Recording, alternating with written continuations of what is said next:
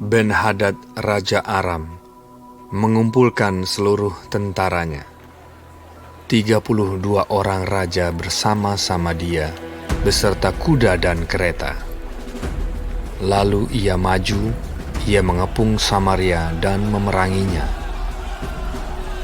Kemudian ia mengirim utusan ke kota itu kepada Ahab, Raja Israel, dengan pesan. Beginilah pesan Ben-Hadad, emasmu dan perakmu adalah milikku, dan juga istri-istri dan anak-anakmu yang cantik-cantik adalah milikku. Raja Israel menjawab, katanya, Seperti bicaramu itulah ya tuanku raja.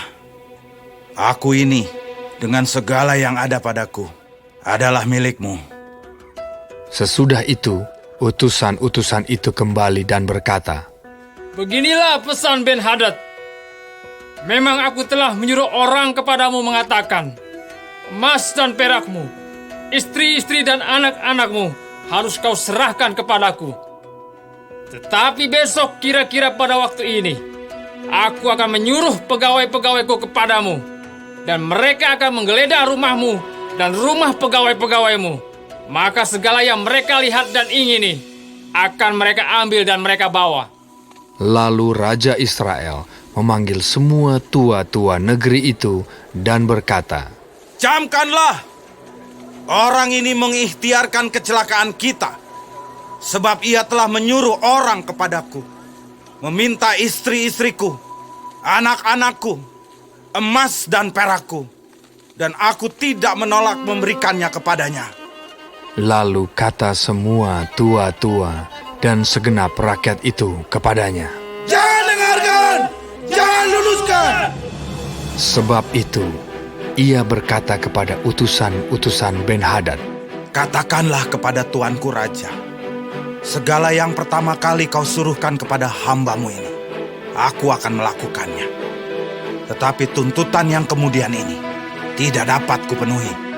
Lalu pergilah utusan-utusan itu dan menyampaikan jawab itu kepada Ben-Hadad.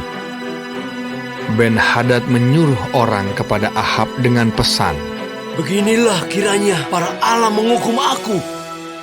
Bahkan lebih lagi daripada itu, jika rakyat mengikut aku, masih dapat menjemput segenggam penuh debu puing Samaria. Tetapi Raja Israel menjawab, katanya, Katakanlah, orang yang baru menyandangkan pedang, janganlah memegahkan diri seperti orang yang sudah menanggalkannya. Segera sesudah Ben-Hadad mendengar perkataan itu, pada waktu ia sedang minum-minum dengan raja-raja di pondok, berkatalah ia kepada pegawai-pegawainya, Aturlah barisanmu. lalu mereka mengatur barisannya melawan kota itu. Tetapi tiba-tiba tampillah seorang nabi kepada Ahab, Raja Israel, serta berkata, Beginilah firman Tuhan. Sudahkah kau lihat semua orang yang sangat ramai itu? Bahwasanya pada hari ini, aku akan menyerahkan mereka ke dalam tanganmu, supaya engkau tahu bahwa akulah Tuhan. Lalu bertanyalah Ahab. Dengan bantuan siapa? Jawabnya, Beginilah firman Tuhan. Dengan bantuan orang-orang muda pengiring kepala-kepala daerah. tanyanya pula. Siapakah yang akan memulai perang? Jawabnya, Engkau. kemudian ia menghitung jumlah orang-orang muda pengiring kepala-kepala daerah itu. Ada 232 orang banyaknya, dan sesudah mereka itu, ia menghitung jumlah seluruh rakyat, yakni segenap orang Israel. Ada 7.000 orang banyaknya. Lalu mereka maju menyerang pada waktu tengah hari, sementara Ben-Hadad minum-minum sampai mabuk di pondoknya, bersama dengan ke-32 raja yang membantunya. Ketika orang-orang muda pengiring kepala-kepala daerah itu maju menyerang lebih dahulu, maka Ben-Hadad menyuruh orang menyelidikinya, dan mereka memberitahukan kepadanya demikian. Ada orang-orang maju menyerang dari Samaria. Lalu katanya. Entah mereka datang dengan maksud damai, entah dengan maksud perang. Tangkaplah mereka hidup-hidup. Sementara itu, keluarlah mereka itu dari dalam kota, yakni orang-orang muda, pengiring kepala-kepala daerah, dan juga tentara yang mengikuti mereka. Lalu mereka masing-masing membunuh lawan yang dihadapinya, sehingga orang Aram itu melarikan diri dan dikejar oleh orang Israel. Tetapi Ben-Hadad, Raja Aram, dapat meluputkan diri dengan naik kuda beserta sejumlah orang berkuda. Juga Raja Israel maju, lalu memusnahkan kuda dan kereta itu, dan mendatangkan kekalahan yang besar kepada orang Aram. Lalu tampillah nabi itu kepada Raja Israel dan berkata kepadanya, Baiklah, kuatkanlah hatimu. Pertimbangkan dan pikirkanlah apa yang harus kau perbuat. Sebab pada pergantian tahun, Raja Aram akan maju menyerang kau. Pegawai-pegawai Raja Aram berkata kepadanya, Allah mereka ialah Allah gunung. Itulah sebabnya mereka lebih kuat daripada kita. Tetapi apabila kita berperang melawan mereka di tanah rata, pastilah kita lebih kuat daripada mereka. Bertindaklah begini. Pecatlah raja-raja itu masing-masing dari kedudukannya, dan angkatlah bupati-bupati menggantikan mereka. Lalu kerahkanlah tentara sebanyak tentara yang telah gugur dari pihakmu itu. Demikian pula kuda dan kereta sebanyak yang dahulu. Marilah kita berperang melawan mereka di tanah rata. Pastilah kita lebih kuat daripada mereka. Raja mendengarkan usul mereka dan bertindak demikian. Dalam tahun yang berikutnya, Ben-Hadad memeriksa barisan orang Aram. Lalu ia maju ke Afek untuk berperang melawan orang Israel. Orang Israel pun memeriksa barisannya, dan setelah dibekali, mereka berangkat menghadapi orang Aram.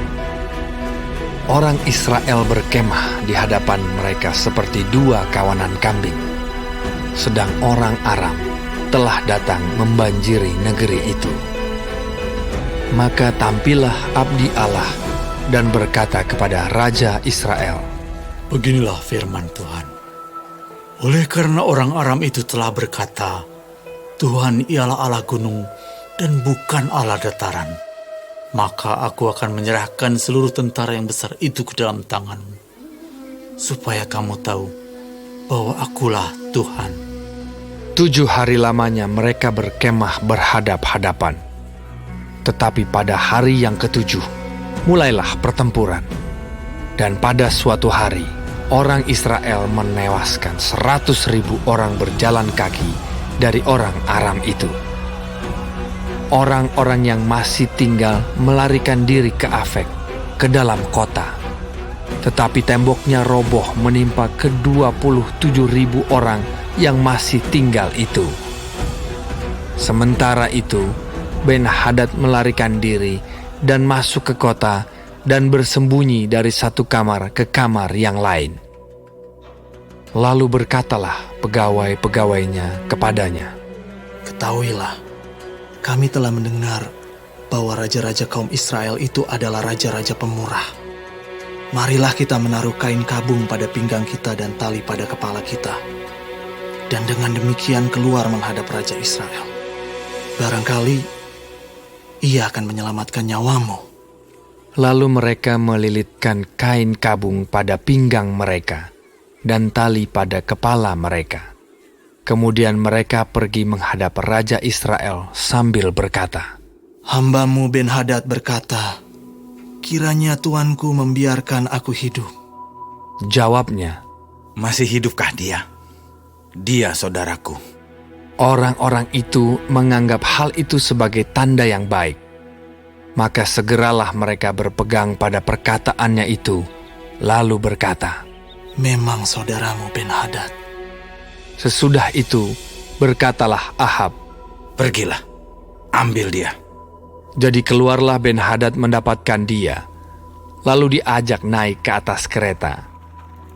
Kata Ben-Hadad kepadanya, kota-kota yang telah diambil bapakku dari pihak bapamu akan kukembalikan. Engkau boleh juga membuat pasar bagimu di Damsik, seperti yang dibuat bapakku di Samaria. Dan aku sendiri, kata Ahab. akan membiarkan engkau pergi dengan perjanjian. Lalu ia mengadakan perjanjian dengan dia dan membiarkannya pergi. Seorang dari rombongan nabi berkata kepada temannya atas perintah Tuhan. Pukullah aku. Tetapi orang itu menolak memukulnya. Lalu ia berkata kepadanya, Oleh sebab engkau tidak mendengarkan suara Tuhan, ketahuilah, apabila engkau pergi daripadaku, seekor singa akan menerkam engkau. Dan ketika orang itu pergi daripadanya, maka seekor singa bertemu dengan dia lalu menerkam dia. Kemudian nabi itu bertemu dengan orang lain, lalu ia berkata, Pukullah aku. orang itu memukul dan melukai dia. Sesudah itu, nabi itu pergi dan berdiri menantikan raja di jalan, sambil menyamar dengan membubuh kain pembalut pada matanya. Pada waktu raja lewat, ia mengadukan halnya kepada raja, katanya, Ketika hambamu ini maju ke tengah pertempuran, tiba-tiba ada seorang meninggalkan barisan dan membawa seorang kepadaku sambil berkata, Jagalah orang ini, jika ia hilang dengan cara bagaimanapun juga, maka nyawamu adalah ganti nyawanya, atau engkau harus membayar setalenta perak. Ketika hambamu ini repot sana-sini, orang itu menghilang. Kemudian raja Israel itu berkata kepadanya, Begitu jugalah hukumanmu. Engkau sendiri telah menetapkannya. Lalu segeralah ia membuka kain pembalut itu dari matanya, sehingga raja Israel mengenali dia sebagai seorang dari rombongan nabi. Kata nabi itu kepadanya, Beginilah firman Tuhan. Oleh karena engkau telah membiarkan lolos orang yang dikhususkan bagiku untuk ditumpas, maka nyawamu adalah ganti nyawanya, dan rakyatmu ganti rakyatnya. Lalu raja Israel pergi ke istananya dengan kesal hati dan gusar. Maka sampailah ia di Samaria.